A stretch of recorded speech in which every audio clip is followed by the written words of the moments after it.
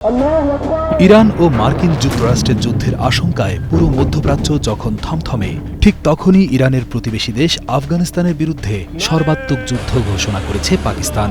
ইতোমধ্যে পাকিস্তানের হামলায় আফগানিস্তানের ক্ষমতাসীন তালেবান সরকারের সর্বোচ্চ ধর্মীয় নেতা হিবাতুল্লাহ আখুন্দজাদা নিহত হয়েছেন বলে প্রচার করেছে ইউরোপ ভিত্তিক আন্তর্জাতিক গোয়েন্দা থিঙ্ক ট্যাঙ্ক সংস্থা ওসিন্ট। হিবাতুল্লাহ আখুন্দজাদাকে আফগানিস্তানের আয়াতুল্লাহ আলী খোমেনি বললেও ভুল হবে না।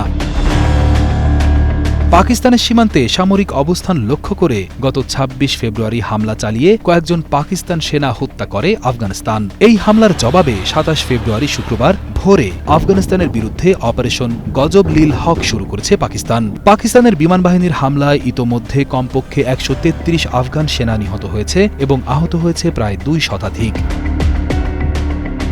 লন্ডনের ইন্টারন্যাশনাল ইনস্টিটিউট ফর স্ট্র্যাটেজিক স্টাডিজের তথ্য অনুযায়ী পাকিস্তান সব ক্ষেত্রেই আফগানিস্তানের চেয়ে বহু গুণে শক্তিশালী। পাকিস্তানের মোট সক্রিয় সৈন্য সংখ্যা ৬,৬০,০০০, এর মধ্যে সেনাবাহিনীতেই আছে ৫,৬০,০০০। অন্যদিকে আফগানিস্তানের বর্তমান সক্রিয় সৈন্য সংখ্যা ১,৭২,০০০। দুই দেশের মধ্যে সবচেয়ে বড় পার্থক্য আকাশপথে। পাকিস্তানের ৪৬৫টি আধুনিক যুদ্ধবিমান এবং ২৬০টিরও বেশি হেলিকপ্টার রয়েছে। চীনের সহায়তায় তারা প্রতিনিয়ত বিমানবাহিনী আধুনিকায়ন করছে।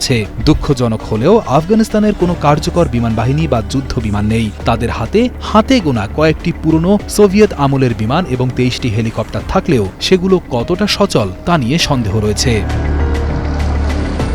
পাকিস্তানের ৬,০০০-এর বেশি সাঁজোয়া যান এবং ৪,৬০০-টিরও বেশি কামান রয়েছে। অন্যদিকে তালিবানরা ২০২১ সালে মার্কিন ও সোভিয়েত আমলের কিছু ট্যাঙ্ক ও সাঁজোয়া যান পেলেও সেগুলোর রক্ষণাবেক্ষণ এবং ব্যবহারের সক্ষমতা দিন দিন কমছে। তাদের সঠিক সংখ্যাও অজানা। পাকিস্তান একটি স্বীকৃত পারমাণবিক শক্তিধর দেশ, যাদের ভাণ্ডারে প্রায় ১৭০টি পারমাণবিক বোমা রয়েছে। আর আফগানিস্তানের কোনো পারমাণবিক অস্ত্র নেই।